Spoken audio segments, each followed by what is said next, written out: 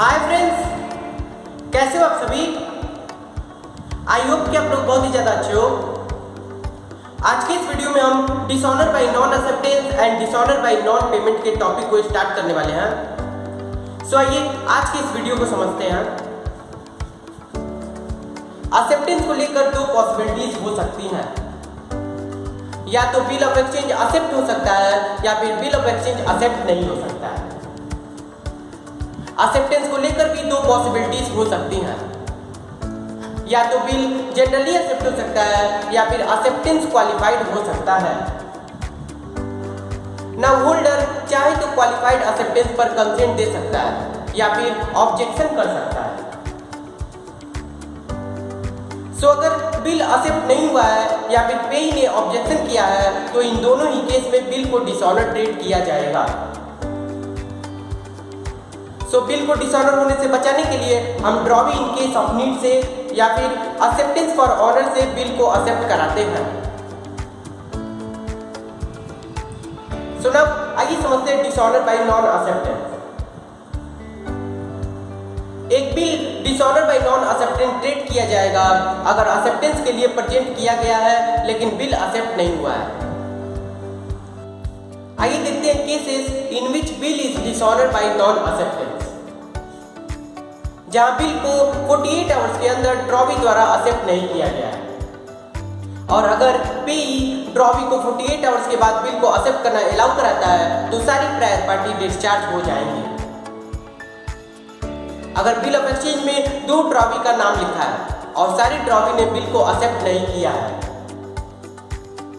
जहां ड्रॉवी ने qualified acceptance दिया हो और होल्डर ने उस क्वालिफिकेशन पर अपनी ऑब्जेक्शन दिखाई हो, जहां ड्रॉवी एक फिक्टिशियस पर्सन है, जब ड्रॉवी रीजनेबल सर्च पर भी मिल नहीं रहा हो। नेक्स्ट है जब ड्रॉवी बिल को एक्सेप्ट करने के लिए इनकम्पिटेंट हो। आइए इसके इफेक्ट को देखते हैं। होल्डर चाहे तो तुरंत ही सारी प्रायर पार्टीज को स्यू कर सकता है। आइए नेक्स्ट देखते हैं drawee in case of need.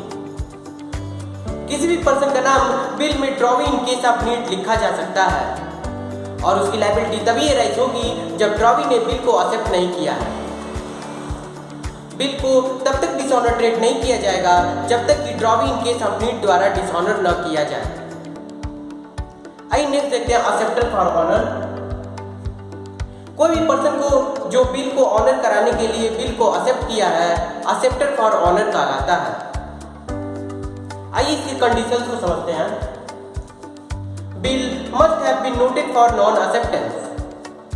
Acceptance is given for honor of any party already liable under the bill.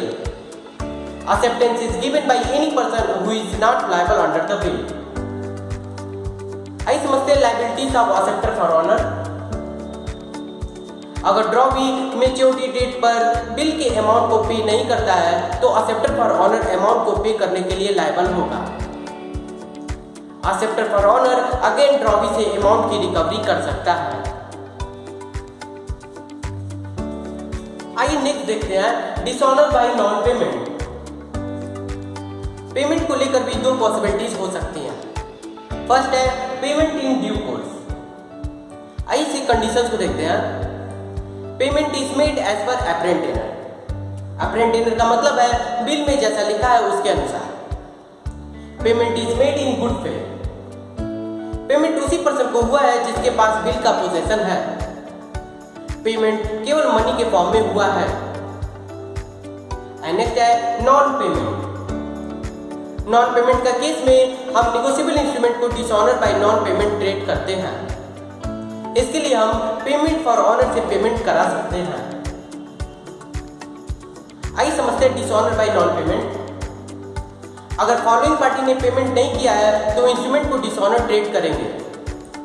In case of promissory note maker, in case of bill of exchange acceptor and in case of check bank.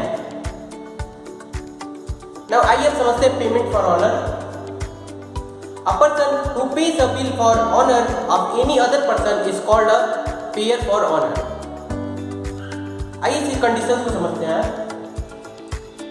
Negotiable instrument must have been noted for non-payment. Payment किसी भी person के द्वारा किया जा सकता है। Payment for honour of any party already liable under the bill. Payment must be recorded by notary public and payment for honour सारी prior party से अमाउंट की रिकवरी कर सकता है। सो यह था concept dishonour by non acceptance and dishonour by non payment का। आज की इस वीडियो में बस यही तक। अगले वीडियो मिलेंगे नए टॉपिक के साथ। तब तक के लिए be safe and be careful. Goodbye and thank you.